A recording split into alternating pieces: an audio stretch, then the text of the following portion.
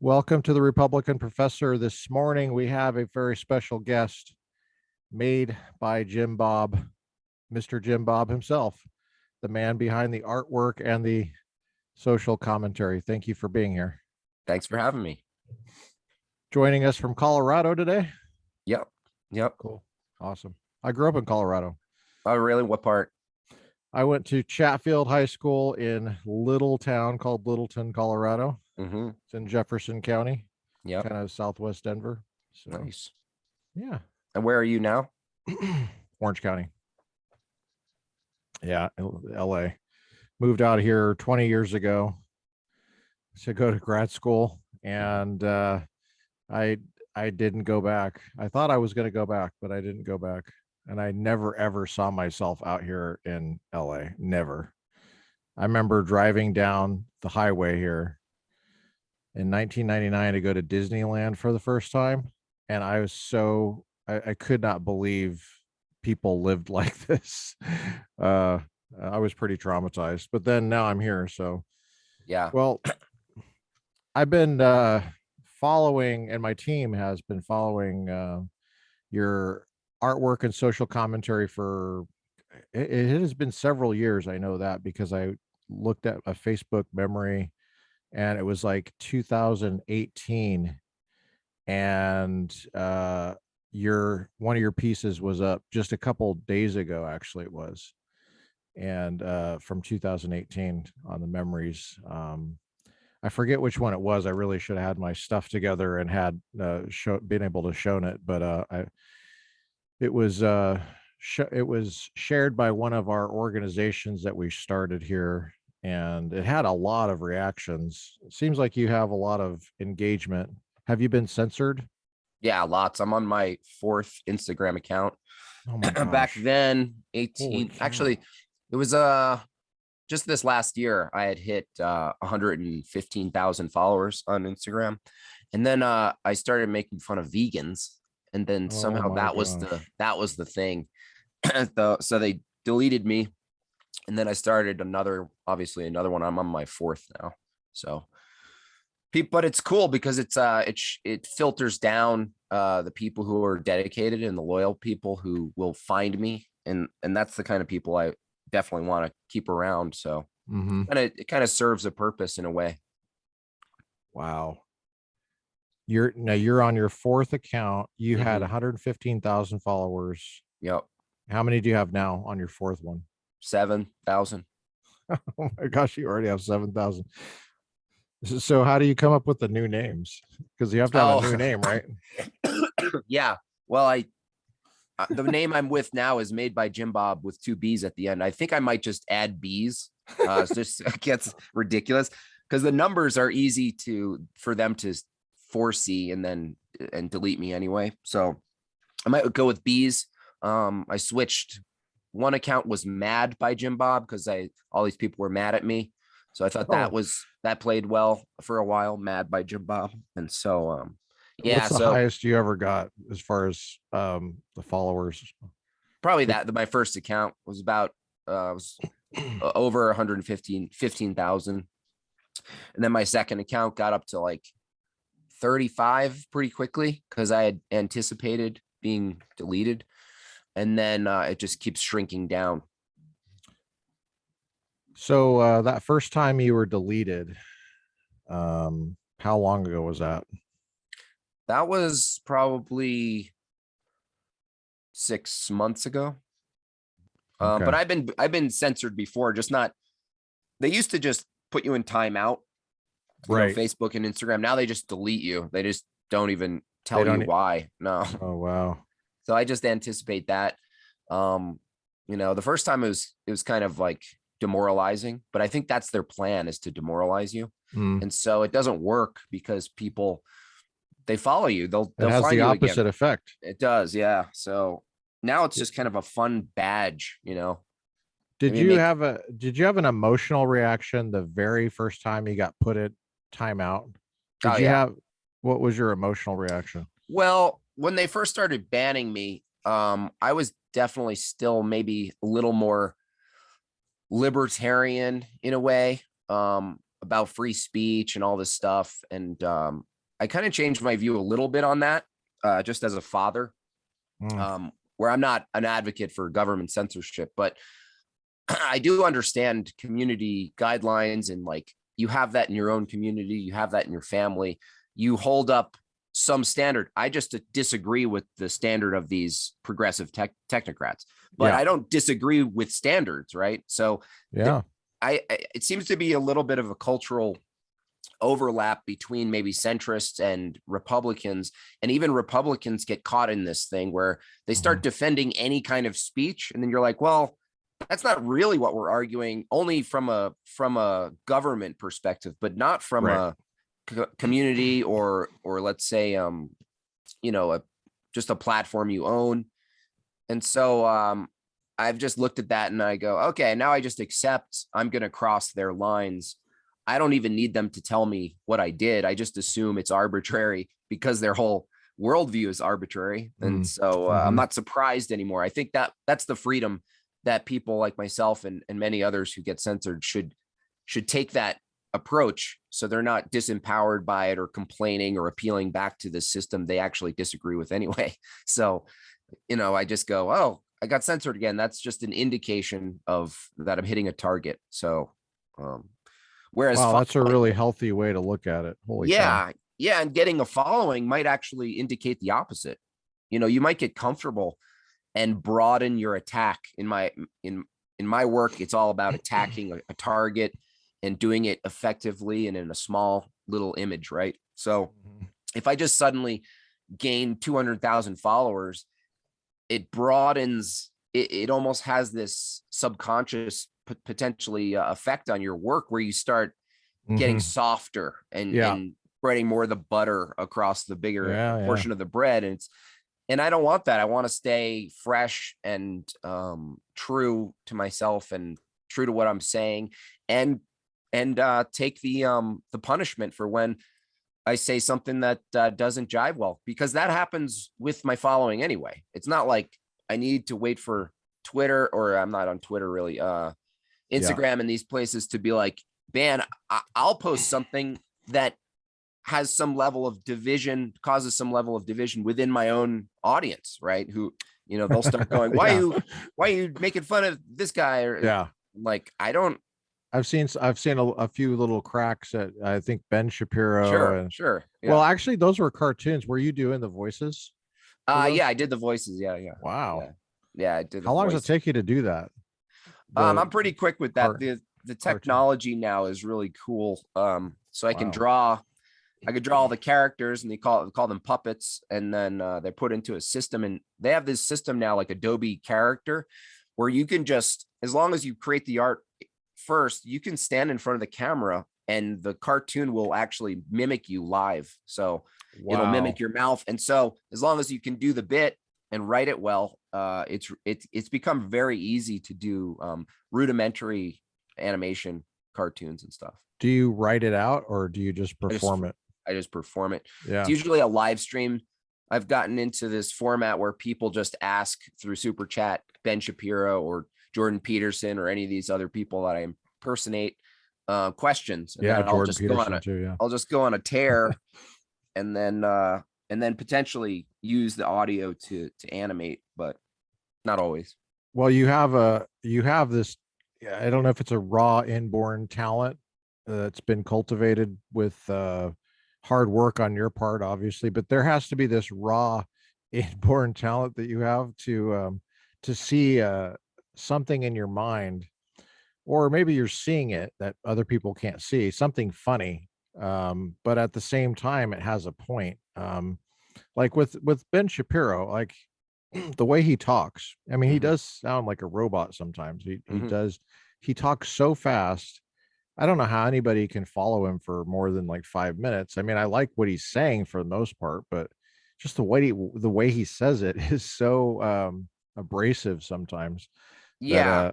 It's not very personalized. It's like, and that might just suit the things he's saying, and it's all statistics and facts and stuff. And right. He gets in a little into philosophy if someone else is on his show with him. Maybe they'll go into some more of that stuff. But yeah, for the most part, it's relaying information. It's information based. Yeah, that's right. Yeah, he's I mean, I don't think of him as somebody I could have a cigar with Right. and just chill out and talk shop, or even have a Socratic dialogue with. That was I don't very think so. helpful. I agree with that. Yeah, I think he's you know, Jordan Peterson is an interesting guy too. I feel like he's autistic or something. I don't know what it is, but he's so I- intense. I think both of them might be. Yeah, you think so? A little bit. I think even more so Ben Shapiro would be kind of, maybe not, maybe Asperger's or something, something where he's, Yeah, it's right. not just, it's just not how he is. It's his, he even admitted, like, if he went to a party, he'd be in the room. So he's very, Mhm. he's got the antisocial part. Yeah, There's that's something right. awkward about the social cues that he does and Mhm. doesn't pick up on. And, you know, it's probably no fault of his own. But nonetheless, it's observable. Peterson is more like stuck in his head. Like, Yeah. you can't access him because one little question can send him off into like infinite answers for one simple question, like what's an orange? Yeah. You know? You know, like, you can't get a simple thing. And both of those guys, I say, played a role in my my drift away from liberalism, because again, I lived in LA for 15 years, worked in Oh, I didn't know that. in that world, and left there when I had a child. And you know, Ben Shapiro and sort of classical liberalism, Ayn Rand, Jordan Peterson, that whole, it acts as a raft, a safe raft away from the sinking Democrat ship, right? But Yeah. then you can't be yelled at for being a Republican, right? So you're safe in this little capsule where you're basically chanting classical liberal views, you know, Enlightenment philosophy and stuff, but it's not necessarily fulfilling or grounding on its own, I realize. And so even though they helped me get away from, you know, the blue-haired commie who's in debt at the school, they're almost like a low-hanging fruit now to me. And Yeah, so you're I've right. Yeah, I graduated totally get past that. And that's what permits me to even make fun of someone like Shapiro or Peterson, because I just keep pushing the worldview, like what's ultimately the basis for why we're claiming we should go one direction or another. Right. Yeah. And you can't Very philosophical. yeah, you can't escape the like, none of us are religiously neutral in a way, because we're Mhm. assigning some level of divinity to some, whether it's human dignity or what we ought to pursue in the world, how culture should be, how we should guide children, what we should protect our children from. These are constant, and these people would call them like a cultural war, right? Ben Shapiro would say, we're fighting a cultural war. And that's true. And that's true. But yeah, actually, remember Breitbart? He used to say, Yeah. politics are downstream from culture, right? So if you develop a culture that permits, let's say, abortion at 1 week old or whatever, if you can get the culture to agree with the premise, then you could do legislation. So politics, you know, is just the answer, call and response to what's already acceptable in culture. Yeah. But he missed the question of, like, what's culture downstream from then? It must be philosophy and theology, because there's no real separation between making an ought claim in the world. You know, we should not abort babies. You know, that's an ought claim. Or we should protect privacy and property. Like, you know, even from the libertarian or anarchist view, you're still fundamentally in metaphysics and philosophy. You're making these claims that aren't actually found in the physical world, right? And so once I started seeing that with my own views, I was like, oh, I can actually attack any particular section of politics or culture, because my loyalty isn't to a color. You know, Right. I would say my politics are right-wing, republic based. Not that means Republican necessarily these days, but republic based. And nationalist, like protect nation, accumulate your in-group preferences and your culture and your traditions within the state or the nation itself. But Yeah. those things are very limited in your life. They don't Right. fulfill all these other aspects. Like they Yeah. don't. Politics doesn't fill the void of religion or God or prayer or communion, Right. and these things. And so I started confronting that stuff. And actually, even though it cut free a bunch of, like, I don't know, like we could call them fence sitters, it really, Did you see your numbers go down? yeah, but that would, there's no telling when people abandon ship. Like, you'd be surprised. They'll do something questioning NASA and I'll lose 1,000 followers, just by Oh, wow. questioning the Wow. dogma of NASA, and so it gets interesting as far as like the unpredictability of when you hit a target and what kind of response you're going to get.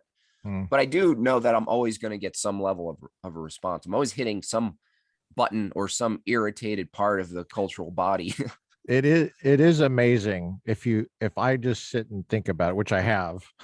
It just looking at your cartoon, I'm amazed at, first of all, I'm amazed that you captured in such few strokes what somebody looks like. So that right there, I'm like, that's Mao. It's totally Mao. I'm looking at it. Mhm. And it, and first of all, I'm glad that you know who Mao is, because a lot of my students don't even know who that is. And I mean, I had this one interaction at Pepperdine when I was teaching there. I taught there for over a decade in Malibu, and it's a Christian school, allegedly.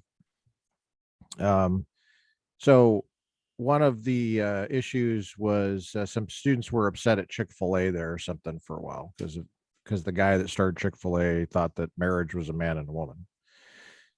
And I was like, okay, well, there's a restaurant in Venice Beach, just to get you situated here. It's called Mao's Kitchen. It's dedicated to Mao Zedong. His picture's right above the cash register. It's the same Mao.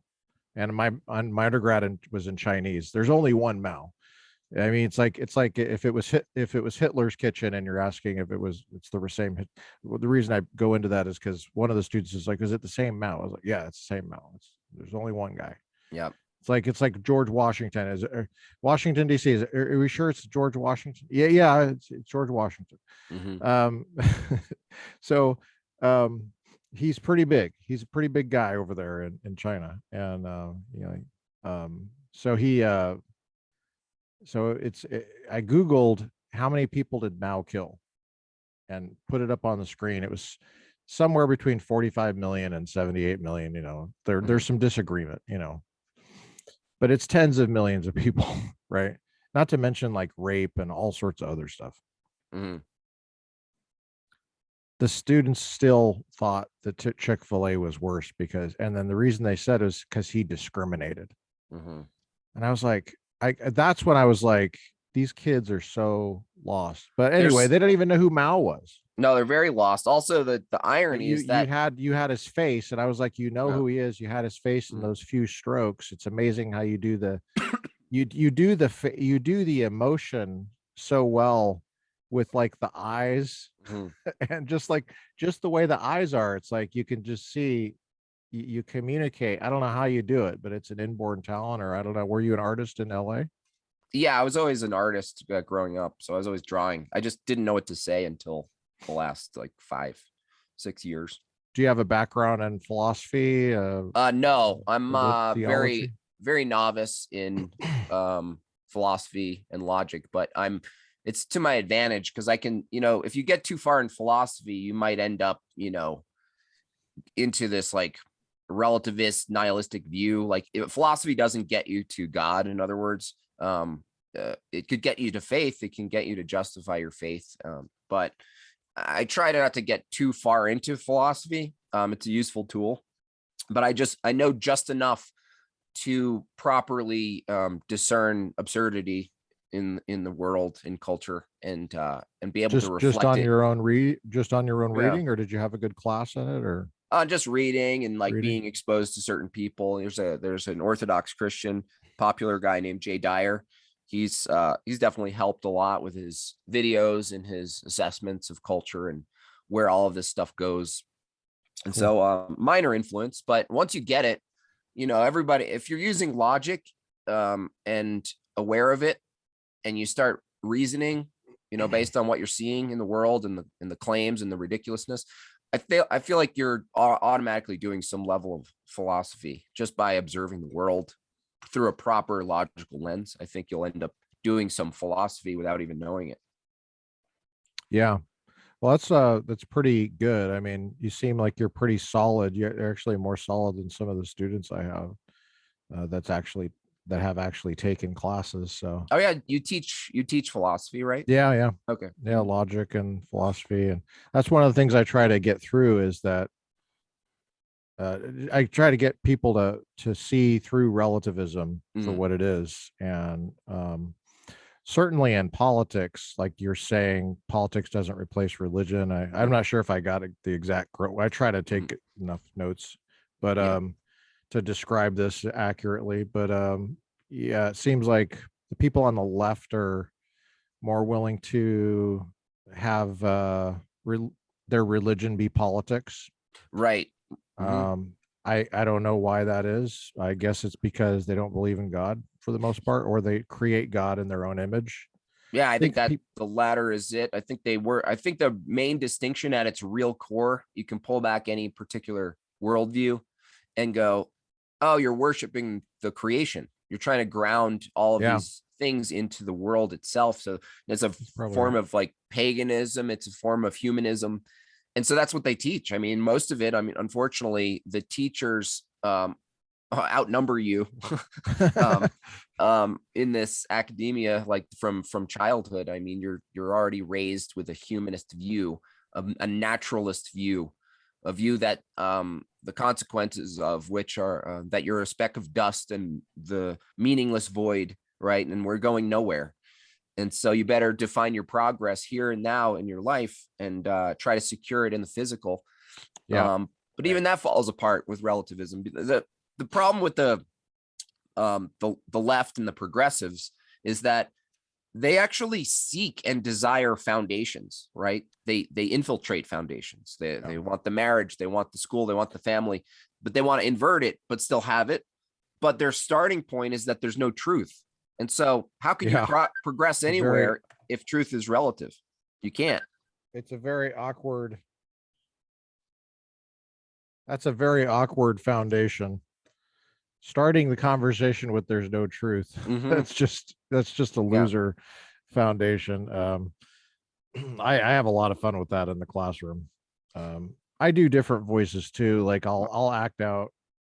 Um, like I'll change it to a froggy voice to do the relativist. I'll Hmm. say, there is no truth. And That's good. I'll do it so fast that they don't even know. Hmm. Like it was me that said it. Like Hmm. they're like, wait, who was that guy? Hmm. But trust me, that's true. I Hmm. mean, see, there is no truth. Trust me, that's true. Exactly. It's Exactly. It all like, falls apart. you know, takes 2 seconds to see through that. But a lot of people can't. But I think it's because they're so distracted, and it's even getting worse with social media, actually. Yeah, What they're I love about distracted. Hmm. Well, what I was going to say, what I love about what you do is I think your main platform is Instagram for obvious reasons, Hmm. because, well, it's pictures mainly, Hmm. and the picture speaks 1,000 words because you can look at the thing, and sometimes you have multiple frames, but you can look at the thing and it prompts reflection. Like any good meme, I think, prompts some thought, like at least 30 seconds. And it's very rare if you're looking at just a picture on Instagram, a photo. It's kind of rare that it would prompt any reflection. You're just kind Right. of looking, people just are scrolling. But when you come to yours, I have to believe that most people stop, and the the quickness of social media, the lack of attention span of social media for that moment is stopped for them Hmm. because they're thinking. Yeah. That's why I wanted to have you on, is because I'm amazed that you can use that medium for something that goes against the bad tendencies, I think, of social media, which is to make people have a lower attention span. I think actually your stuff increases attention span a bit, kind of there's room to breathe. Yeah. And, you know, obviously it makes people mad, but it It also could. makes people, laugh, and it always makes people think. I always look at your stuff and think about it. Even if I don't have a reaction to a particular one, Mhm. you know, I might not have a reaction, but Mhm. it always makes me think about something, which is what I appreciate about what you do. Yeah, I think most media is consumption, and so there's no Yeah. when you come upon a chocolate cake that's a beautiful photo, there's no is this true or false, right? There's no entailment or claim in it. It's not a Mhm. proposition. And Right. so the what makes my stuff different is you know, and I think a lot of comics do have this, some don't, where the viewer isn't quite sure of what's being said, and so they have to figure that out, but then Yeah, they have that's to figure true. out if they agree with it or not. And so Yeah, I yeah. think that's what the Or if they format should itself. agree with it. Right, right. That's an interesting thing. Or if they Mm, should, like right. maybe they initially don't, But like the maybe. Shapiro thing or Hmm. whatever. Hmm. But it is, I always laugh at that one. Every time you do those I'm amazed that you're able to do it. But yeah, yeah, what you were Yeah, saying. yeah, you give them the opportunity to participate. And so there's not much participation if you see, you know, a girl's ass or like, you know, a piece of cake or Well, some squirrel suit guy jumping off a cliff or whatever. And you're like, you know, I think it is the call and response. It's the fact that there's a dialogue happening and you have to process it and see, you put it, you know, you have to gather what's the lens, what's the context of this thing. Whereas other stuff is just context, it's almost context irrelevant. You're just like, that's a beautiful photo. Okay. You know, move on. is is there anybody that does similar comparable work on the left that you're aware of? Because I'm not No, aware of anybody on the left no, that I does don't think they can do it. I mean, they could try to use the format and invert it.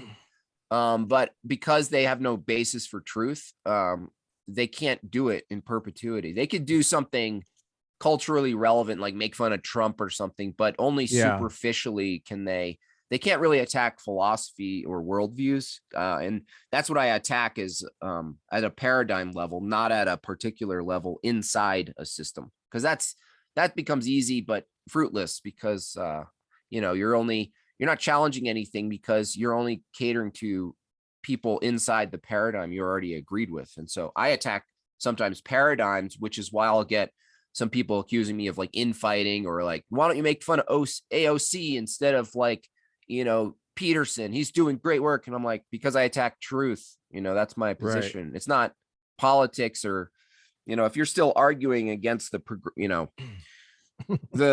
you know, the blue haired shaved head, those poor souls who are just Mm. lost, right? Lost in debt, lost in their view. They don't have any they have no real foundation, so that's got to be hellish. Mm. So once So you you have, graduate it's past almost like that, you have compassion on them after a oh, while, right? absolutely. Oh, that's interesting. Yeah, it's usually the left that thinks of themselves as Mr. and Mrs. Compassionate. Now it's Hmm. not. Now there's a third option Hmm. apparently of Mr. and Mr. but Mr. and Mrs. But Yeah, totally. yeah, I'm just like I can't keep up with it anymore. I'm just like you guys don't know what you're talking about. Uh, there's nobody on the left doing this with this kind of a medium, and you gave a very thoughtful answer to that, and I I'm gonna have to mull that one over. That's fascinating because I've always thought about why isn't there a parallel person on the left that's doing it, and that has, and what I mean by that is there's a coherent set of stuff that you can go back years and look, and it makes sense and it hangs together like yours does. You go back years, I think, Hmm. and I can see it's pretty much it it all hangs together. It's not like one contradicts another. And the left, I don't know. I feel like the left doesn't have a sense of humor too. They can't because humor is based also on truth. So they can only do insult humor, which is only superficially funny. But I mean, you know, doing comedy, like if you go up on stage and you say a premise, right? That you know Mhm. that's the format. You say a premise, you act out the joke of the premise, and so that's the punchline. But a premise is like let's take a cliche version. How about, everyone hates airports, everybody agrees. Okay. They know the context. And so Got the it. Yeah. left and progressives can't set a premise, because a premise requires something that is nearly absolute or at least universally true. And so you can't do it. And that's why comedy, when it was doing well, was designed to unify particular sides of politics through the lens of that they're equally ridiculous in ways, or they're equally valid in ways, or this kind of view where they're actually merging the two, and they're both targets under the comedian's eye. And so that kind of went away because they started making rules for comedians. But I think what you were pointing to, it really is rooted in comedy, is that you need a premise in order to tell a joke. And if you don't have a premise that's solid, that's true, it doesn't have a resonance of truth, it's just going to be, all you're going to do is get nervous laughs from people who already agree with you, what you kind of mean. Trump's a jerk. It's like, right. Premises. But is that funny though? It's not really funny. Yeah. Is it funny, or do you just kind of nervously agree with it or something, And, or you're laughing angrily. And I don't even know how you do that. Right. How can you laugh vengeful? angrily? Yeah. Vengeful giggling. It's not really laughter. No, it's not joy. That's very insightful. Humor was intended to unify. That's true, because you have a crowd in front of you. You don't know who they are. If something's funny, it's got to be funny to at least most people in the room. Otherwise, it's just you mentioned a kind of humor. You said there's different kinds of humor. One was insult humor, I think you said. Insult humor is that really humor, or what do you mean by insult humor? I would say it's rhetoric. So rhetoric can be funny. You can use insult comedy, make fun of Bill Gates and his posture and just his hand movements, and you could mock someone and still convey some element of truth, even though it's what would you say if someone said that's what you do? I do some of that. Yeah. Oh, okay. Yeah, that's a choice. That's like, you just don't want to make your entire thing that. It's like a tool. It's like ultimately logic, philosophy, and the memes themselves are like the sword. And then insulting is like a dagger. You just use it sparingly as rhetorical. Sparingly, okay. Yeah. What would you say you mostly use instead of insult humor? Logic humor? Well, yeah, it would be. Is that what you call it? No, I don't know if I would call it that. I guess just normal humor. That doesn't include an insult. It would just be humor. So in other words, you're pointing to something ironic or something. I would say reductio absurdum. I'm appealing to the absurdity of the, Okay. Gotcha. So that might actually show up just by the person reading it. So if I can present something that demonstrates the absurdity or the absurdity of the contrary, if I can do either of those in one meme, I'm pretty sure someone will laugh, because people laugh at contradictions and absurdity. That's interesting. People laugh at contradictions. Yeah, fish out of water. Something's funny. It might be even not funny at a deep, meaningful level, but just apparently funny because of the contrast. Something. It's like thought slapstick. A little bit. Yeah. A thought falling down the stairs like Dick Van Dyke. Yeah. Something. Yeah. Because people get they might not feel attacked, but a part of their thinking might be attacked, and then they have like a ticklish response to it, where you're like presenting something that doesn't actually make sense, but it makes sense that it's presented that way. Makes sense. Yeah. That's the absurdity part, which is that's why my recent book, volume 3, is called, the subtitle is Cultura ad Absurdum. And because I'm trying to create a time capsule of the absurdity of the last 2 years in particular. There's a lot there. Oh yeah. What's you said you had 3 books? Yeah, the first 2 are sold out. I'm on my third. So Wow. I do them in volume: Savage Memes 1, 2, and 3. And so I have some left of my third, but the first 2 they sold out. Are you going to ever have reprints of them? I might do a reprint of like the best of all 3. But as far as reprinting volume 1, probably not. It's just one of those little golden collectibles. I only printed 750. So the people who got 750? Mhm. So, did you have the vintage kind of thing in mind when you did it, like originally, so that, No. like you were thinking 50 years in advance that there's some used bookstore and it's like behind glass and it's $10,000?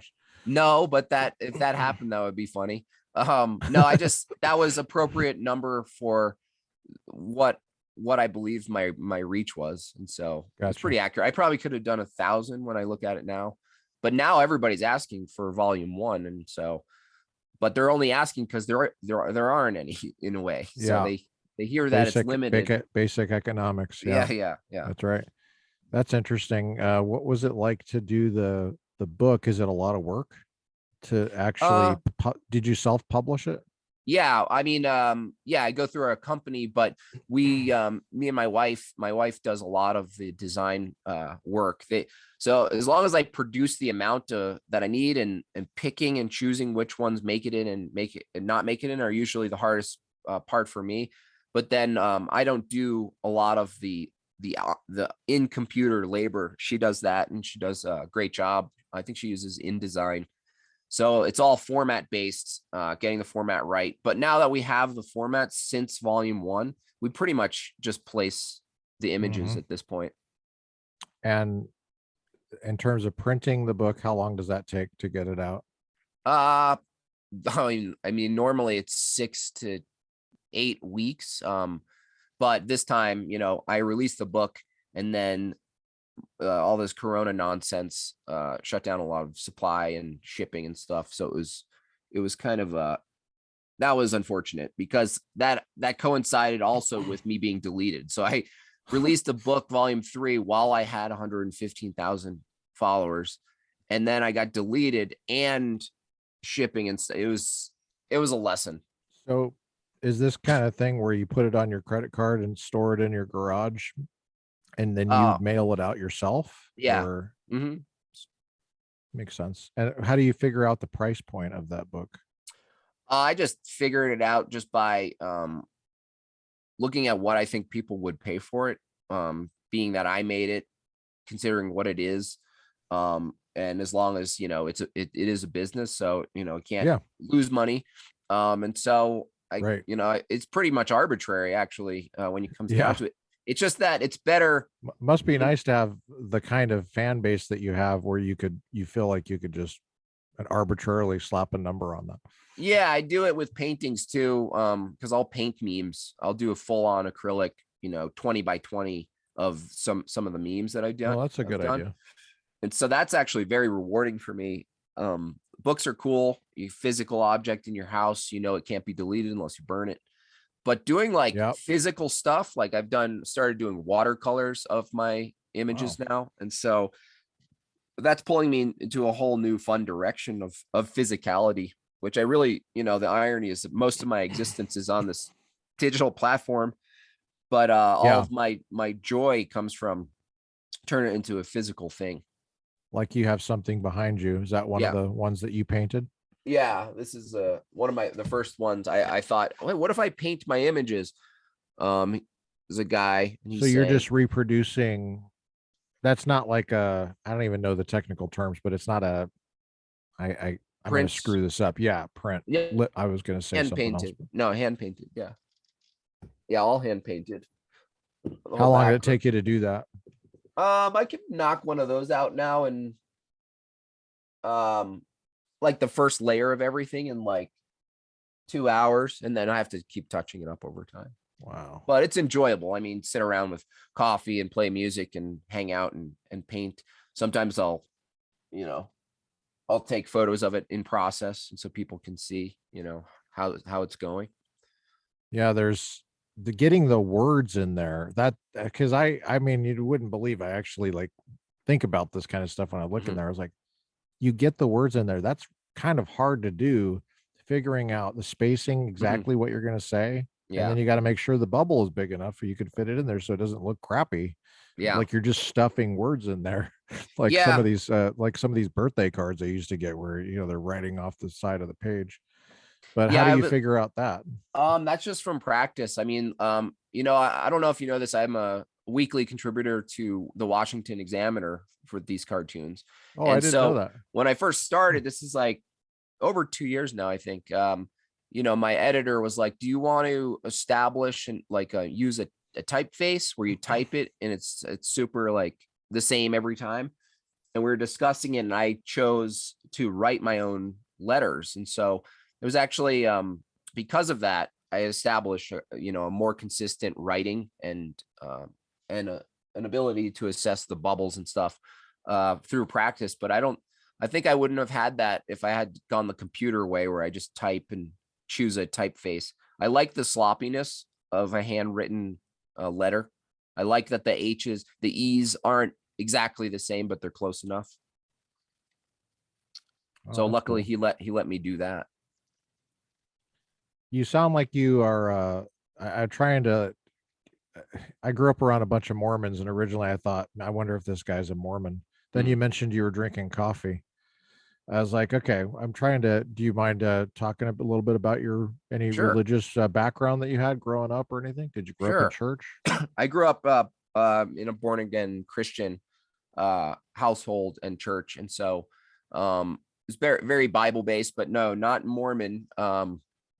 And so I went to like gospel, I think a gospel church growing up.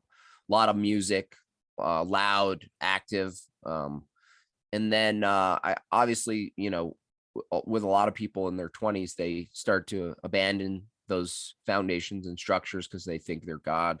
So I did that for, when I went to LA at like 22. And then, I was pretty much a transhumanist, a futurist, a nihilist at the same time, which is a contradiction. Um, just you're in LA. You just go, hey, you do you, man. Everything's relative, bro. Um, and then, I think it was pretty much when I had a kid that I started to, you know, use the what I call the colander effect, where you put everything in your life into a colander, and only the necessary parts come out the bottom for being a good parent, and you start to see how full of shit you actually are. Excuse my language. So I think that's an essential part of becoming a man, is confronting what's unnecessary and what's nonsense, what you're not even committed to, and then importantly, what you're willing to. It's almost like you see what you believe when you are required to then confront what you're willing to teach your children. Then you see what you believe. But if you Wow. don't, I'm not saying you can't. It's just that it's a catalyst. You look at this child, and you're their guiding force. The government isn't.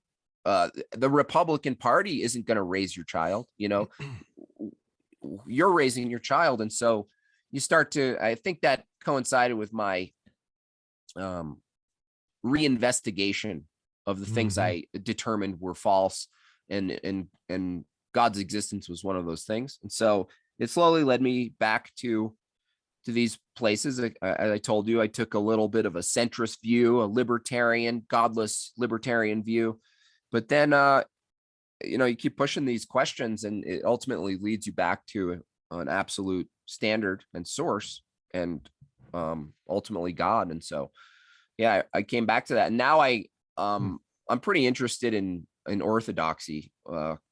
I've just visited an Orthodox church for the first time. I'm drawn to the tradition. I'm drawn to um it's anti-modernity. A lot of modernity actually turns me off about churches, even though it could be fun. Right. Something off to me about the drummer behind the It is light weird. shows and smoke and Totally the is. Wow. tattooed necks. And I'm like, this is like Unitarianism. This is perennialism. This is something else. It Even feels like though, it's a even if, Coldplay concert. yeah, it just doesn't. I like, and some people are turned off by the opposite. They go, oh, it's so Catholic looking, whether they're talking about Orthodoxy or Catholicism, Yeah. the gold, the Right. the dressing, the thing. And I understand that. There was a time where I was as turned off by that, but I also started to honestly confront if the truth about religion, a particular religion, if there is a truth, then it wouldn't make sense if they didn't carry the tradition with it. Like if it just looked all different every time. So it makes sense that if there is a truth and a chronological, let's say, preservation of, in my view, Christ's church, Christ's teaching, not just the accumulation of the Torah, Old Testament into the New, but the church itself. How does that manifest in reality? We have to confront these things as people who believe in God, and particularly Christians. So, there's a tendency to just include anyone who just believes in God generally and go, oh, you're on my team. But then, not that you should fight those people, but no, it still doesn't, the colander effect again. You still, if you're honest, you kind of, if it's true that the road is actually narrow, it will be divisive in your pursuit of it. And so I'm still on that road. I lean that way. I'm not officially Orthodox or anything, but if I keep pushing this stuff, I might end up in a place and I might not, but I'm going to stay on that road of pursuing it, because the things that I object to, I realize are very just incredulity. It's just my own view or distaste for something. But if something's true, my distaste can't be an argument against it. Yeah, that makes a lot of sense. I wanted to go back to something from the beginning when I think we started talking about censorship, and I was like so shocked that you were on your fourth account.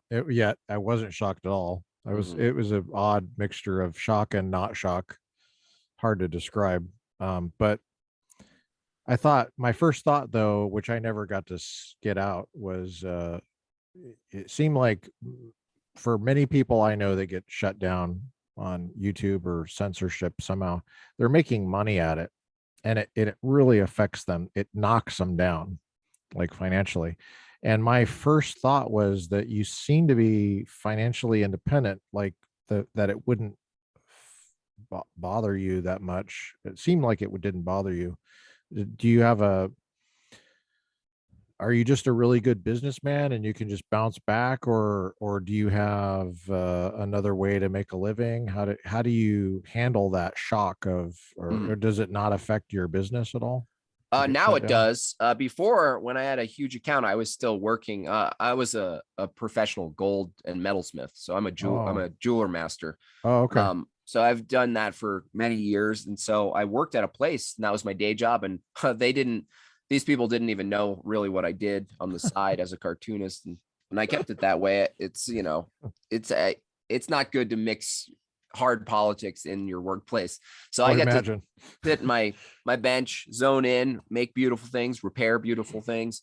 And so that was my day job. And it was only recently, until when I had my third child, my son, James, that I was like, I'm staying home now. And so I've only been full-time home doing what I'm doing since the beginning of March. So now it does affect me. Absolutely. Okay. But getting rid of that safety day job, you start to look at it differently. Yes, it's more crucial and impactful when I do get censored, but it also keeps, just the fact that I have to do it, I don't have another job, it keeps me agile, whereas before, I'll get on something else and it'll be fine. Now I'm a little more, I have my sixth sense on of how to. Yeah, and you seem to have an awareness of another issue, which I wanted to mention, which you mentioned it already, what was being pure in the sense of your craft and your calling, as I think you see it, right, is to be yourself and to say the truth as you see it.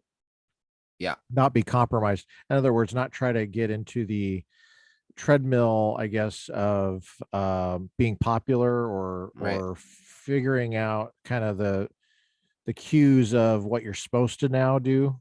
Yeah, like And the pander wheel.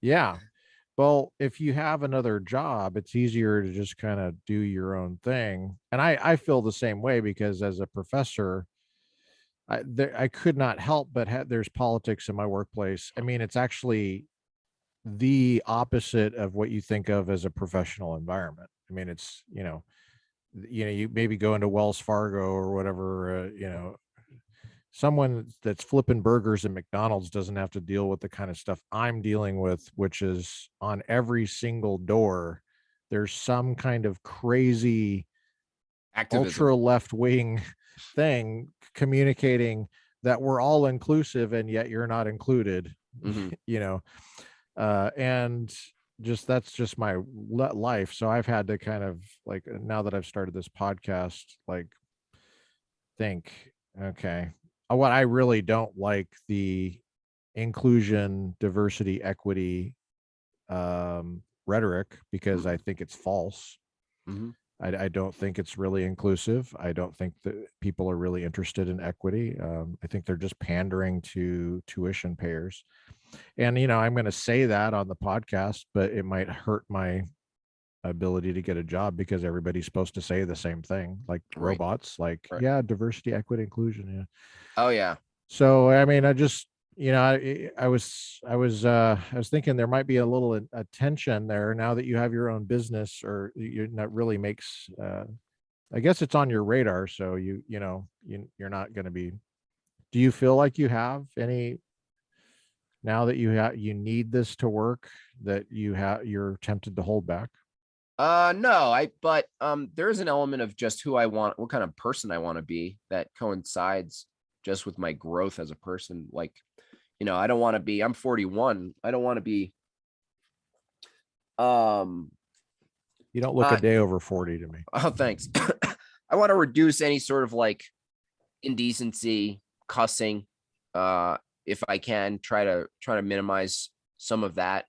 Um, but that's less about censorship. It's just more about like, getting a nice grounded Concern for your place. kids? Yeah. And everything like that. And to just represent what I believe. And it's like, and some of these things are sometimes difficult to navigate. For instance, I have a YouTube, I stream on YouTube, and I had this person who called themselves Brenda jump on.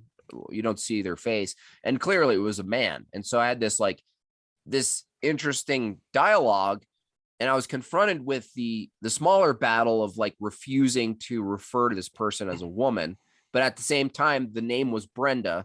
So I was Right. dealing with having to use the word Brenda over and over again and not say she, because it's like if I say Mm-hmm. she, I'm a traitor. Sure. And I Right. realized that was like a very small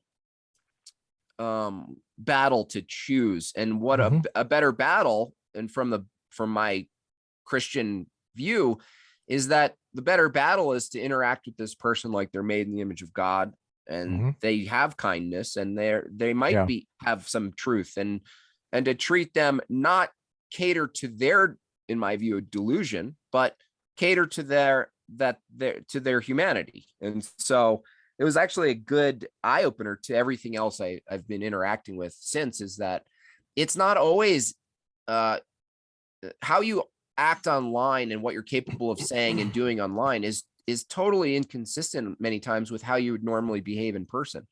And and Right. and this is Right. as close as we get in person online, and this kind of interaction. And Yep. I Yeah. think it also opened up a lot of eyes for people who follow me, where you don't need to just attack these people and be like, you're delusional, you're satanic, these are things that you earn when you know someone. Like Right. the level of attack you're permitted, or that even can be heard, is dependent on your interaction with a person and their personhood and their energies, and like the things you know about them, and there's trust gained. You can't just hit them with the Christian gavel. It doesn't work, actually. And so I learned that too. And that's kind of parallel to this, how you float through this thing. If this is in fact my job, how do you preserve your function, hold your ground on your convictions, but also interact with people you diametrically oppose. Yeah. Yeah, that's good. How did that change your interaction with Brenda then? Well, What did you choose to do? I compromised and just called Brenda, and then Yeah. and so if you know, because the thing is, you can get reported just by like misgendering. So Right. fighting the war of doing that, there's a way to avoid doing it, but also avoid calling them what they think they want to be called. You can just call them their name.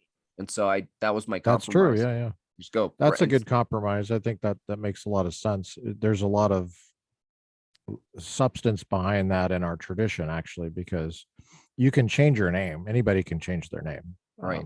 You can change it to like an email address if you want. No one's ever done that before. There's no @ signs in anybody's name yet, but you could put numbers in your name.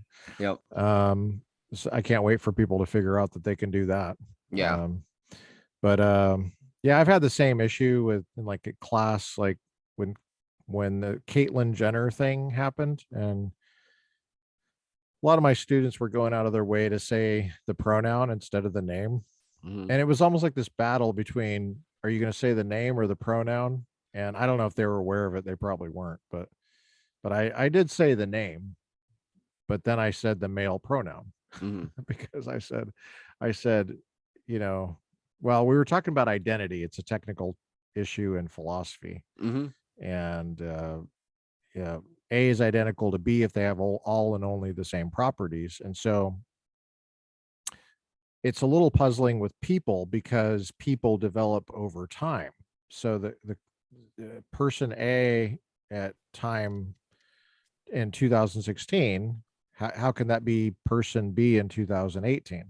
Because person A, maybe this one's 50 pounds heavier than this one, but they're the same person. At least, you know, that's how we think of commonsensically, we think of persons as perduring through time. They don't change. Right. Yeah. Go ahead. Well, yeah. So what makes you the same person as, like, then this gets into like all sorts of public policy stuff, like abortion, like what makes you the same. So typically the way I do it is I ask, does anybody have a birthday? And it's such an odd question. Of course, people say, yeah, I have a birthday. Okay. So that means you were born, right? And they were like, yeah, I guess I was born. You had to be born on that day to have a birthday.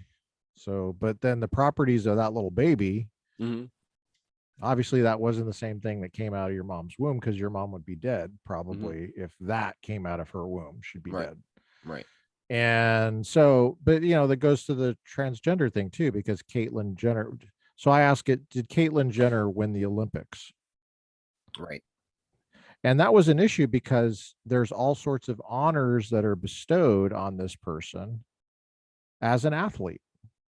So I just asked, was Caitlyn Jenner in the Olympics? Yeah. Do you retroactively change the past based on the identity of the present? There's issues of like wealth, like how did Caitlyn Jenner get the wealth? Like all the money from those endorsements. Right.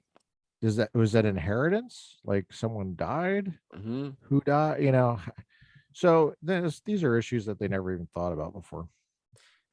Yeah, I think that's a really good point. I actually always refer to that when I argue all sorts of against all sorts of mostly left-leaning, now unfortunately the right in some sects have accepted a lot of the upside downness, right? And so but appealing to the law of identity is a really good one, because there are things that you can argue without going into the moral arguments, which are important, but they only apply to people who agree that morality exists. If you're arguing with people who are relativists, there's no point. You can catch them on an absurdity by making them admit that there's nothing actually wrong with killing, making baby blended drinks or whatever. But if you appeal to logic, then they have to confront the inconsistency of their own position, as opposed to you're right morally and they need to deal with it. You just, again, it's the work I do is drawing out the absurdity. And what you just said is really important, because A doesn't equal A. You know, you're violating the law of identity. And so In fact, it's harmful to you, at least pragmatically, because how we interact in the world is largely dependent on how people view us and matching up our identity that we give off and their identify your identity in the world. It's almost like a math problem, like 1 Right. + 1 = 2.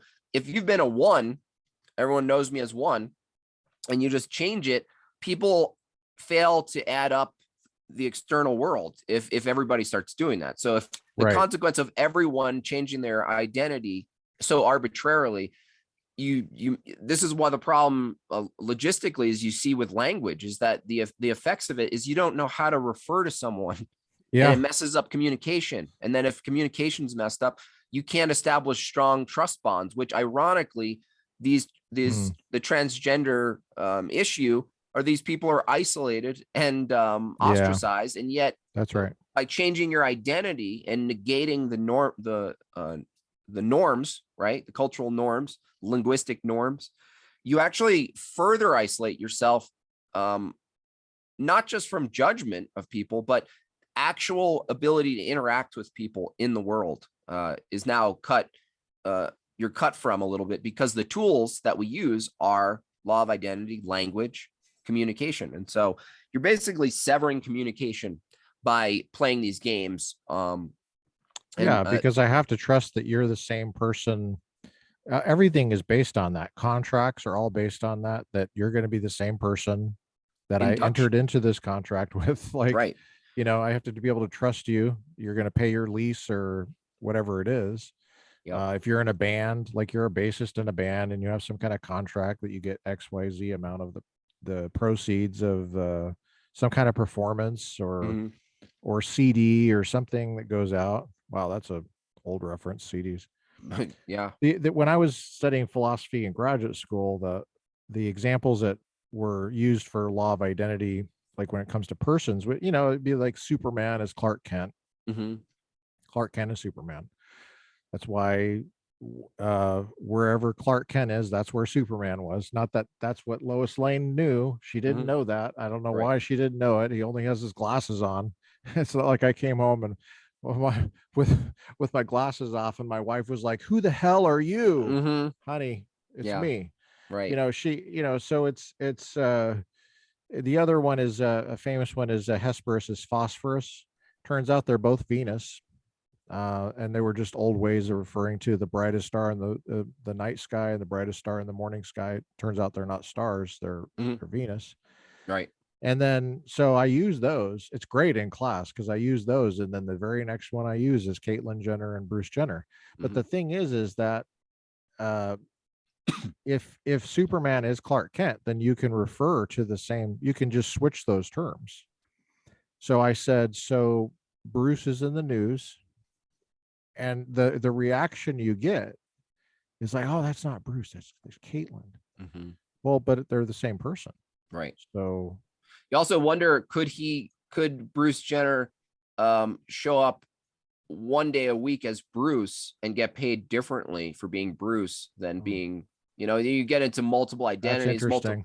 multiplicity and stuff. And you deal with this, and this is reflected in technology too. And I don't think it's an accident. I think actually this whole gender bending stuff, that the whole trans movement, the preface is trans, and I think it's ultimately tied to transhumanism. Is that the irony too, this is a funny thing, is that these new generations are arguing with you about how they want to be seen and how you should refer to them as being seen. So if I'm a half if I want to be seen as an elephant unicorn, I want to be seen that way. And so what's interesting is that this metaverse stuff, the next immersive reality that they're trying to push people into, is that someone might establish their avatar and be like, finally, a space I can be myself.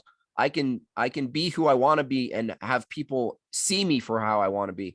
But the problem is, as that world gets more immersive, the person viewing that elephant unicorn could change them to look like a rock. Uh, And so there's this yeah. funny paradox where you're like, finally, a world I can be seen however I want. Well, the back of the hand is, finally, a world I can see other people however I want. You could be a lamppost.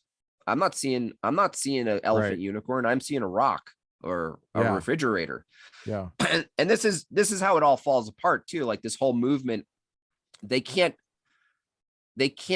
develop strong foundational bricks because the fundamentals of foundations is that language, there are all these presuppositions, language, meaning, identity over time, induction, truth, laws of logic. These all maintain for you to build anything. And so the contradiction is they're trying to build foundations based again on no truth existing, that everything's arbitrary, that you can change reality at a whim.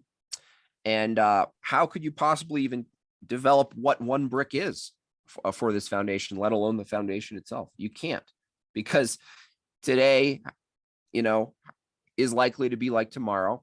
And I'll identify with you as, at least at the universal level, that you're the same person, and then the particulars, I think that's the difference is that, the problem of the one and the many, the problem of universals and particulars. I think it kind of plays right into that problem, is that, the universal concepts like a circle are true and maintain identity over time. But the particular circle, if you suddenly call it Bruce, you're still calling a circle Bruce or Caitlin, but there's something universally still true. Yes. Otherwise, you wouldn't have a hindsight reference point of the change itself. So there is a Bruce Jenner, who then you call circle man, history, man, and then you call that something else. But even in the act of calling it something else, you presuppose that it was not that thing at some point. And so it's a contradiction. Yeah. It's like you're admitting the madness of Bruce Jenner and his existence and his past by saying he's changed it. You're appealing that it was in fact true. And so that seems to be a big problem, even with, like, I was talking to someone about the general activity of like just trying to distinguish gender from sex. But there's this, again, this other contradiction is, say a man really believes they're a woman and they're saying gender is a creation. Well, it seems odd that if gender and the way women present themselves in society is just a construct, it seems a little bit peculiar that a man who believes they're a woman, but the act of trying to embody that woman then appeals to gender, the thing that's a construct. So you're like, I'm a man, but I think I'm a woman, and therefore I'm going to then dress like a woman, even though that's a construct, but you're appealing to woman again, sex. Yeah. So then someone, I was arguing with this on a debate or something, and the guy said, well, I would argue most ways women dress themselves up is not a biological thing. It's just an arbitrary. And I said, no, women wear heels to elongate their legs and prop up their butt and hips. And that's a sexual communication. The makeup is a sexual communication. It's men and women trying to attract each other. So there's another identity problem with a man who's physically a man, believing they're a woman, and then dressing up and sending a decoy into the wilderness, into the wild, and sending a signal to someone they can't procreate with. So it's a false signal. And so they have to navigate through that, because if you really were a man physically, but you identified as a woman, you wouldn't necessarily dress up like a woman. Right. Because that would constitute that there's an established view at a universal level what a woman is. Yeah. So there's something totally broken about that whole pursuit. And you see it falling apart now. The logical end of it is that, one, how many genders are there? Infinite. That means there's none. Infinite means none. There are no distinctions. There's no universal called a gender then. Right. There's nothing. And how could you ever know what you'd have to know based on some kind of tradition? Right. That's what I tell my students. But my students were like talking about marriage when marriage was, people trying to change the definition of marriage. And that the Chick-fil-A thing had to do with that. And that was just one example. But someone asked me if I believed in traditional marriage, and I was like, but what do you mean by traditional marriage? Like I said, look at the dictionary, look under T's for traditional marriage. It's not there. Look under M.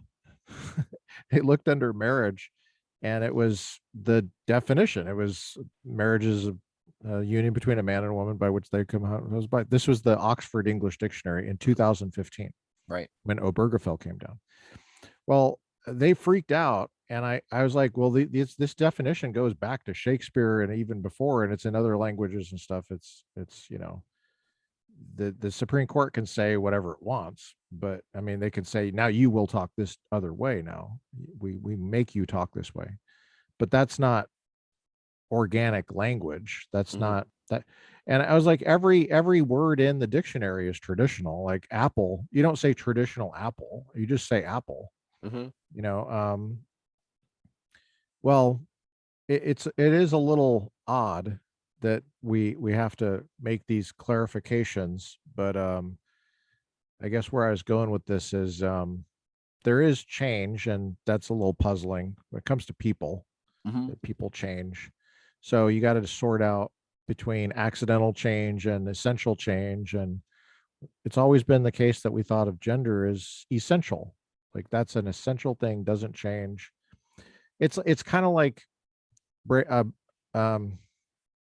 I guess the analogy I'm just kind of pulling out of my butt right now is the jewelry. I thought of the jewelry because I know you were a jeweler.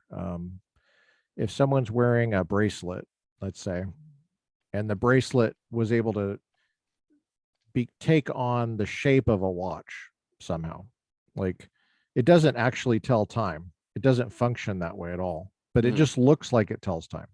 So, but it doesn't work. It doesn't. It's not actually a watch. Right. And it says, now you will refer to me as a watch. Right. It's like, well, its function is not what you're yeah. doing. It just, you just look like that. You don't, Right. that's not what you really. So, I mean, Right. like, for example, like a few years ago, I got called into the HR department. I've been working at this university, Loyola Marymount in LA, for years. I graduated from there. They called me into the HR department and they said, we need you to fill out these forms. And I'm like, it's a little late for that. I mean, I've been here for how long? There were gender identity forms and racial. They didn't know my race. So I said, well, why don't you just fill it out? I mean, you know, you've seen me now, so you could just fill it out. They said, oh no, we're not allowed to do that. And I said, and I had a lot of fun with this one. I said, oh, that's interesting. Why is that? Well, because we can't stereotype. We have to let you choose your identity based on, you know, and you could tell the lady didn't know what she was talking about. She was just making stuff up. And I was totally playing the philosophy professor in the HR, which is a very dangerous thing to do. Yeah. But I said, well, I'm going to go by the same evidence that you go by. I'm going to go look in the mirror. You see me, I see me. I mean, what other evidence do I have to fill this form out? So I said, I'm a Black lesbian. Totally. I'm also in a wheelchair. You can't see it. You know, like women started wearing pantsuits 20 years ago or 30 years ago. They started dressing like a man, and everybody was like, you know, okay, you're still a woman, but you want to be a man. Then you fast forward and there's guys wearing dresses. And the women still wanted to be called women. The men now want to be called women for dressing and putting some lipstick on and growing their fingernails out. Right. It's just odd. Yeah, it all falls apart. I mean, the whole watch thing is a perfect example because you could at some distance interact with a bracelet that you call it a watch because it looks like a watch and you assume it's a watch, but that's what's deceptive about it. That's why it's not useful to these problem people. Of deception is interesting, right? Because you're limiting your interaction, and there's going to be a point in time, you know, that you find out the truth of the watch, and it's going to be inconsistent with the presentation of the watch, and that's called lying or concealment. And so if that happens at a scale, I mean, you could imagine the abuse. Like there must be particular actions taken against, let's say, a man who's pretending to be a woman at a bar, picks up a guy, he's drunk, he doesn't realize it. Maybe they present themselves quite convincingly, get back to an apartment, and then realize a watch isn't actually a watch. That's gonna be rageful. That's gonna be violent potentially. And so this justification of misleading people and on the guy under the guise that society doesn't accept you. Well, no, you don't accept the norms of society.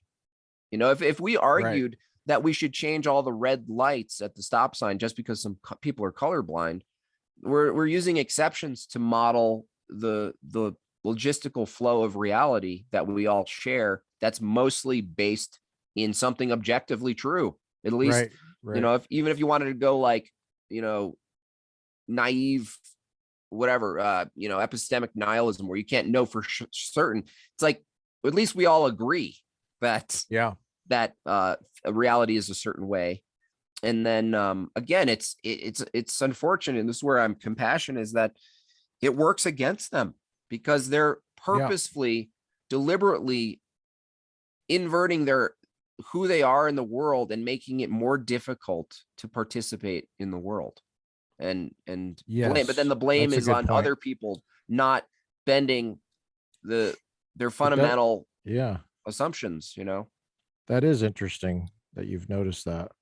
Then the watch thing, I keep going back to that. It's like, what it would be to take that further, it'd be like if the watch was saying, this is what a watch always was. You were just, it's like, well, no, the watch is what I think of as, you know, it tells time. That's what its design is. Oh, that's a cis watch. A cis watch. What is this new term you're foisting upon me? A cis watch? What are you talking about? No, it's just a watch. Yeah. Don't try to get me to talk differently. I'm just, you know, I'm just using language. I'm just that's a English. trick. That's a trick. Yeah. I mean, that's what I mean. This is in all of the inversion. This is in Bernays. This is probably Saul Alinsky's work too, and a lot of this inversion of language, this deconstruct everything, you know, to its core, and then re-establish new things. I mean, they did it with racism. Racism used to be specifically the ideology that your race is superior or inferior based on race, ethnicity alone, and then they just changed it to power plus privilege, which is not even true. I could have power and discriminate against small people. It's not racism, but I'm abusing my power. And so, not to mention it adds something that's so complex to the definition that you can't tell just by empirical observation now, because I can't see the history of oppression for any particular individual. Right. You know, I can't look at you and go, oh yeah, he's black. Because I know the exact history of every event that ever happened to him. Right. You can't tell that just by looking at somebody. No, the categories. Yeah. That's why personhood's so important, you know, to bring it back to at least a Christian view, is that you interact with people. There is an individualist level of truth. I reject it at some magnitude, because eventually you can't just run around only being an individual and not taking in the fact that you do actually impact. You can, as fathers especially, you impact larger than your individual, you know, on the daily. And so anyway, the point is that I forgot, I lost my train of thought.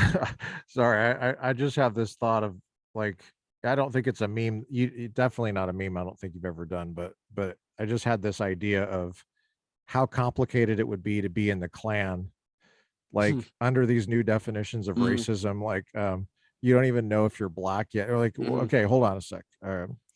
Someone wants to be in the Klan, and like, they can't just look at you. They have to just, like, the guy could be just as black as night as day, but his name is Clarence Thomas. Totally. And they're like, oh, okay, you believe in the original Constitution. Okay, all right. Oh, all right, we'll let you in. I mean, you're a little dark. You're a little dark.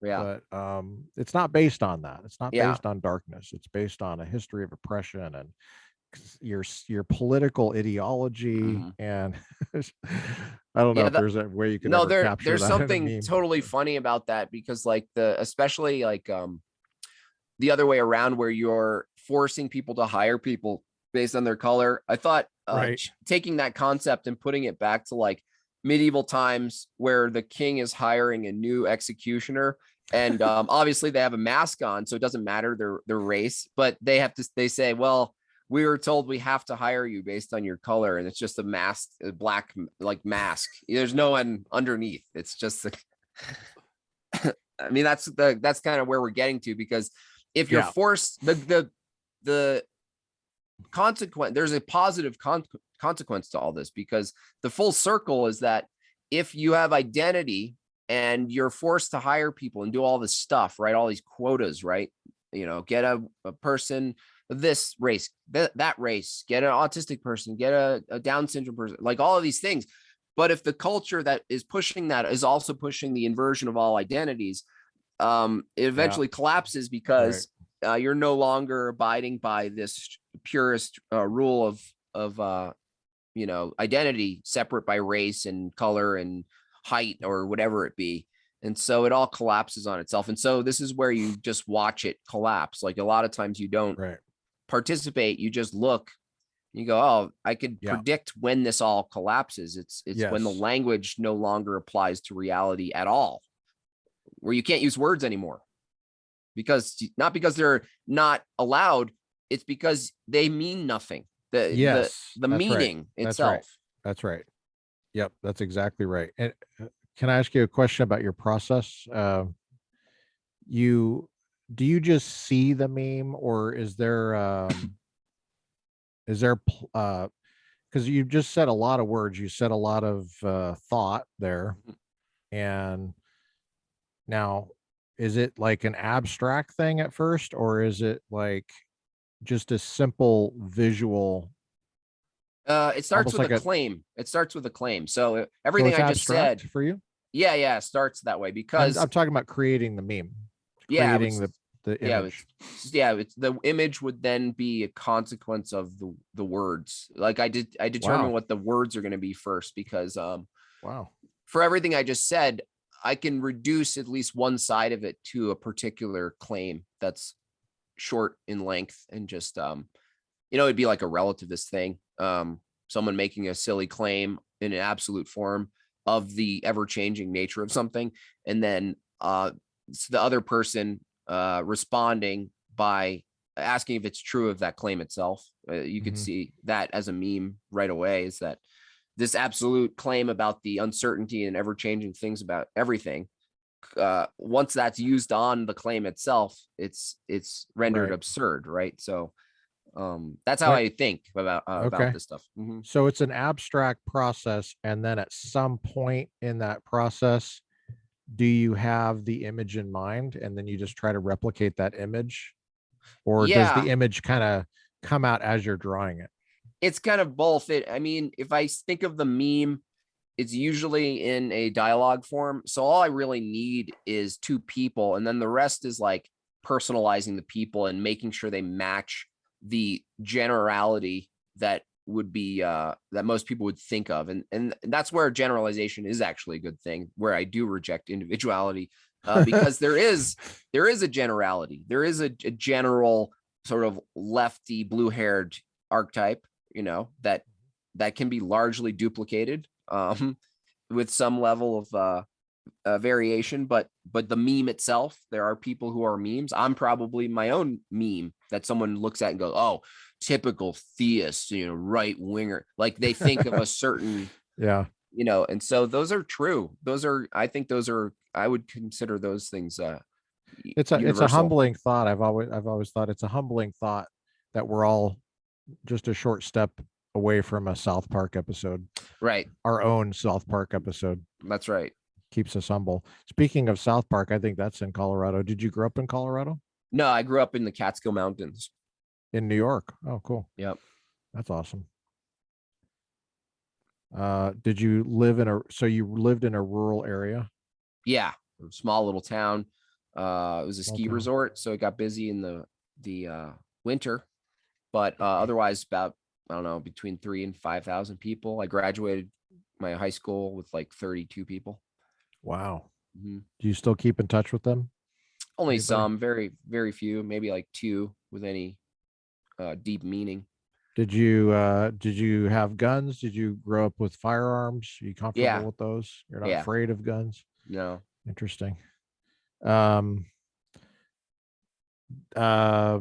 did you have a sense of humor growing up, or is that Mhm. something you developed later? Probably both. I mean, I have 3 older brothers, so I think I used comedy, but I developed shock. Uh, it- yeah, let's say Mhm. this: I used shock to protect myself from my brothers. Like Oh, okay. if they were unsure of what I was going to do, that was a better tactic than using muscle or force. Yeah. Just the uncertainty, like, oh, that guy's weird. I don't know what he's going to do.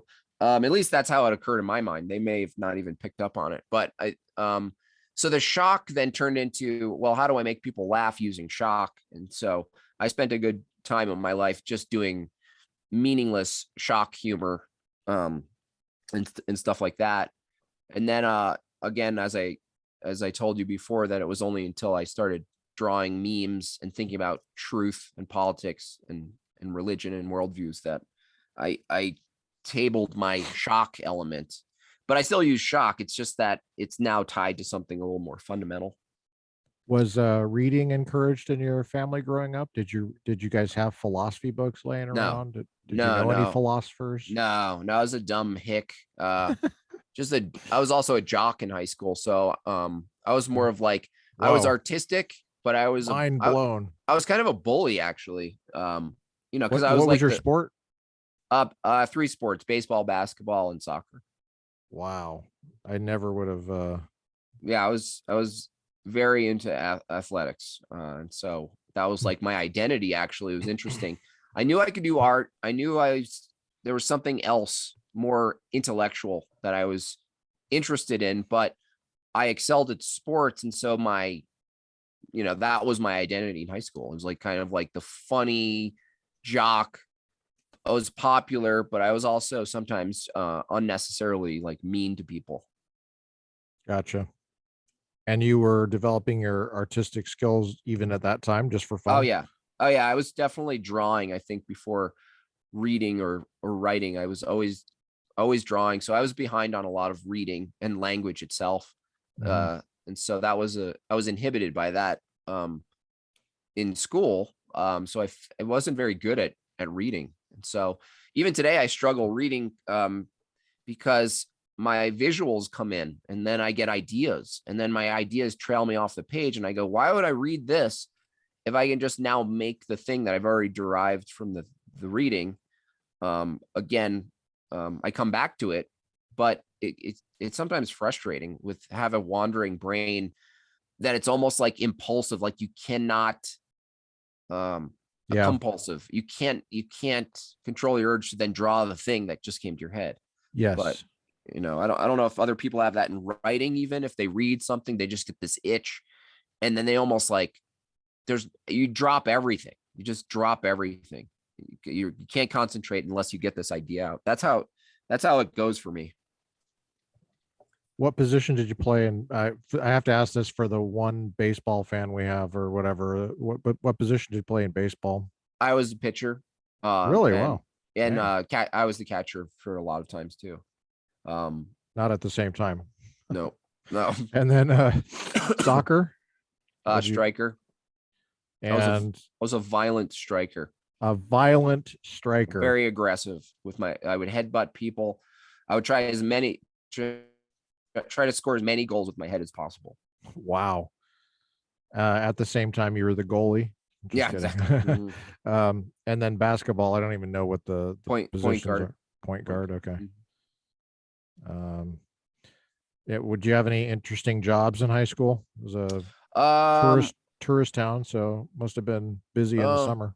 I did work for the ski resort to rent the snowboard and ski rental for a while, and then I think right when I graduated, I actually did road crew. That was a very difficult job at 17. Um, out in Albany on the highway. One job I had was they strapped me to a bridge, the sidewalk of the bridge, and my job strapped to the bridge was to use my 80-pound jackhammer and jackhammer the sidewalk I'm standing on, like Oh wow. as I'm standing on it, taking it No, away as cool. I walk.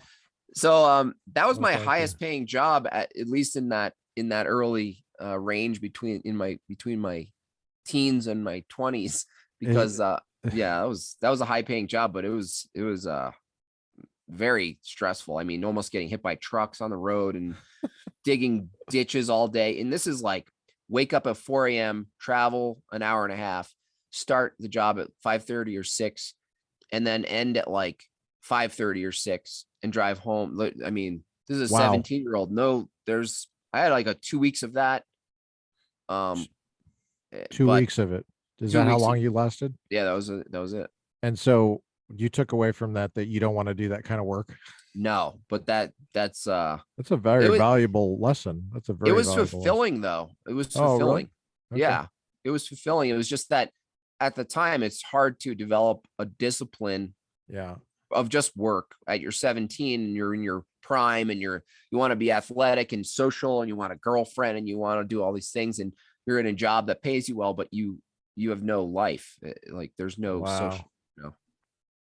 But yeah. What brought you out to LA? If we can ask. My best friend I played music with back in the Catskills. We just decided one day we're just gonna take our guitars and do the whole road trip to LA and see what happens. You know, it's that whole naive, rebellious stage where you think something glory's gonna happen. You're gonna be noticed. You make it big. Someone's gonna see you. Someone's gonna see what you got and put you on a shelf.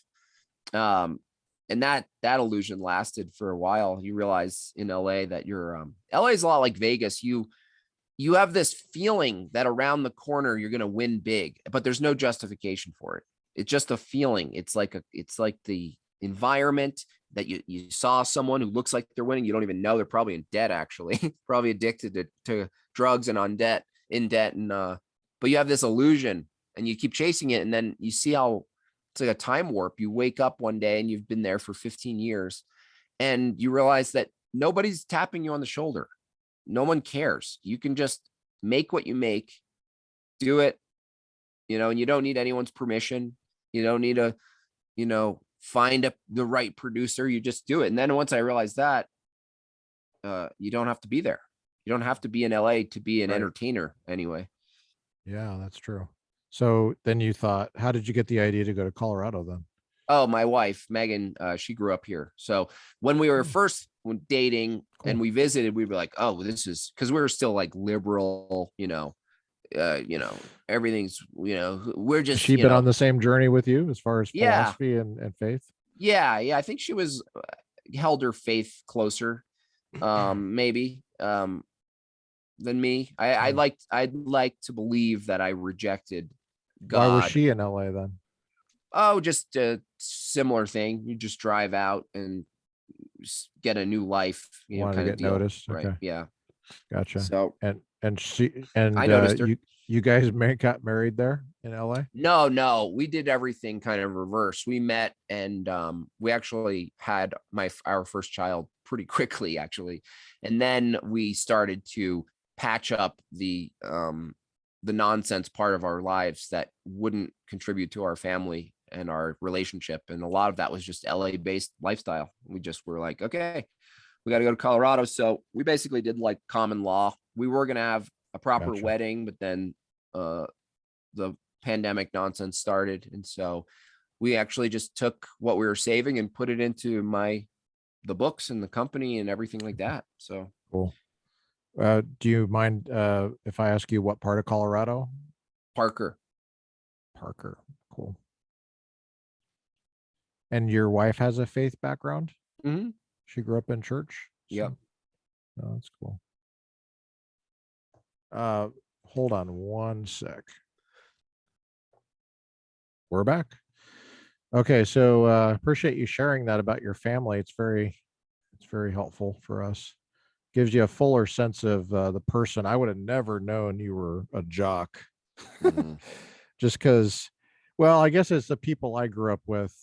My best friend growing up, you remind me of him. He was an artist. He was drawing since he was in 3rd grade. He was constantly drawing. I guess they were memes. I guess they were memes before they were memes. And he was not a jock, but That was just him as an individual. So I guess I assumed, oh yeah, artists are not jocks. Mhm. So silly of me. What were you gonna say? Well, maybe we weren't. I wasn't good at being a jock. I was just like, I was good at sports, but there's like an actual like personality you associate with a jock, like, sort of like meatheady, you know, You're a very thoughtful jock. I mean, were you always No, thoughtful? no, I was just, more bigoted. Now I'm just selectively bigoted. I'm actually not against bigotry. It's just that what the kind of bigotry you have to dissect what views you're going to discriminate against and Right. reject, this idea of like big, but I was just a loudmouth, just a chatterbox, just anything I could do to make people laugh, even at the expense of other people. Yeah, I relate to that. I got in trouble a lot as a kid. Yeah. Yeah, well, it makes sense about the bigotry. I mean, it's a little bracing when you say it that way, but there's nothing wrong with saying it that way.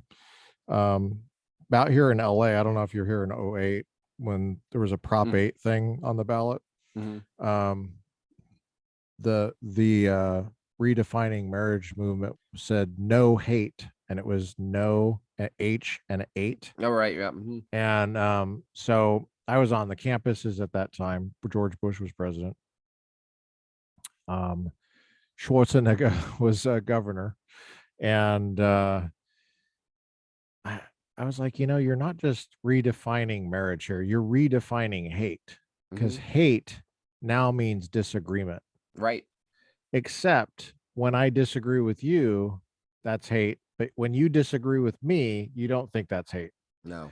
Because I was like, well, if it's just disagreement, then you hate me. Right. And so it's not no hate, it's yes hate. It's Right. just your kind of hate. Right. And I had a lot of people actually say, yeah, that's right. Yeah. But I was like, well, okay, well, I guess you can't put that on a bumper sticker. No. Yeah. The absurdity there is so clear. That you just, when you have the opportunity to call it out and have someone actually hear it the way you just called it out, it can be very useful. But I assume that a lot of people just have cognitive dissonance. They just go, no, my hate is just a fundamentally good hate. It's like, Right. I'm in the good, I know the common good. And well, you're like, well, if you're really have access to what the good is, why does it require you inverting every other aspect of truth and knowledge? It's like, you think if you had access to the good, you wouldn't need to change the meaning of words.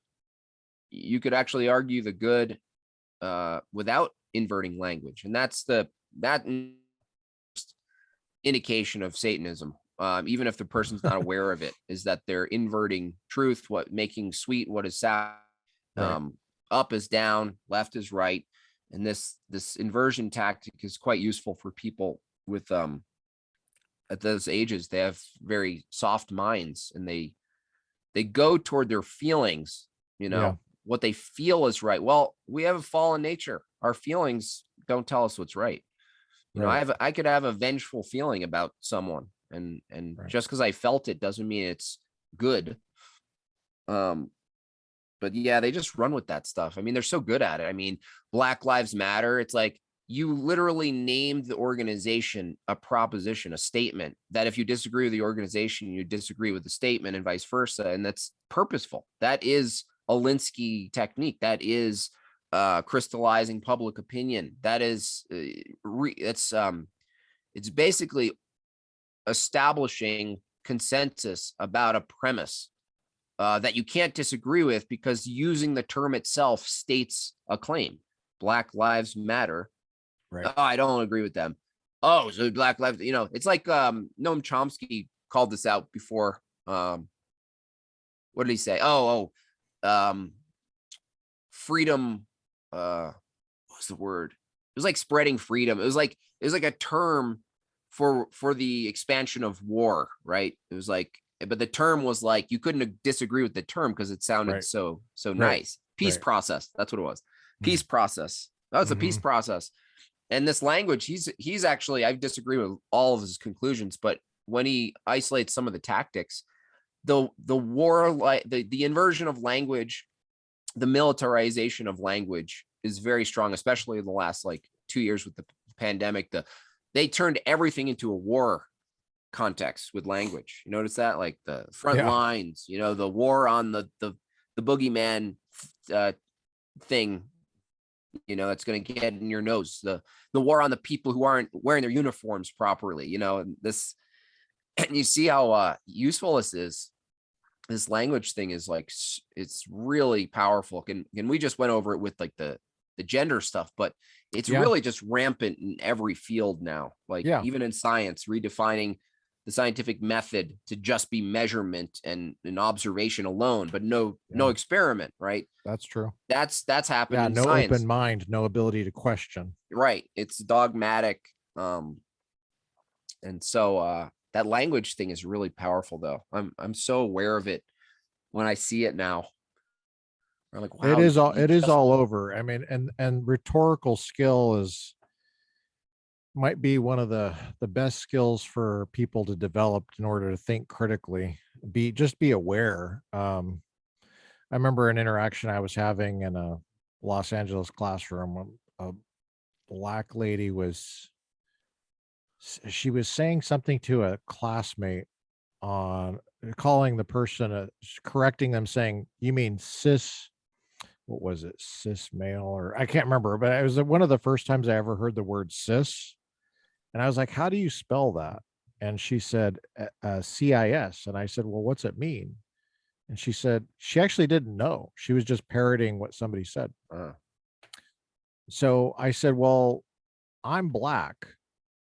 And this prompted some laughter from the classroom. And she said, "No, you're not black. I'm black." And I said, "No, you're cis black. I'm black." Right. And I made her think, it's just like, so, that any term, it's like you said left, right, it's like, well, no, that's cis left. That's cis right. Right. Just like, just keep adding cis to everything. but the point I was think I'm going to made. run with that.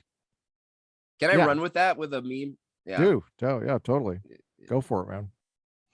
Yeah. That's really good. That's a really good insight. It's again, that rhetorical tool. You're actually doing a meta analysis in a way. You're just going, okay, well, we'll just take this paradigm and just apply it, to everything. We're supposed to use that term now. You just said you don't know what it means. I don't know what it means either. Do you want all of the cis chocolate? You're in an ice cream shop. Yeah.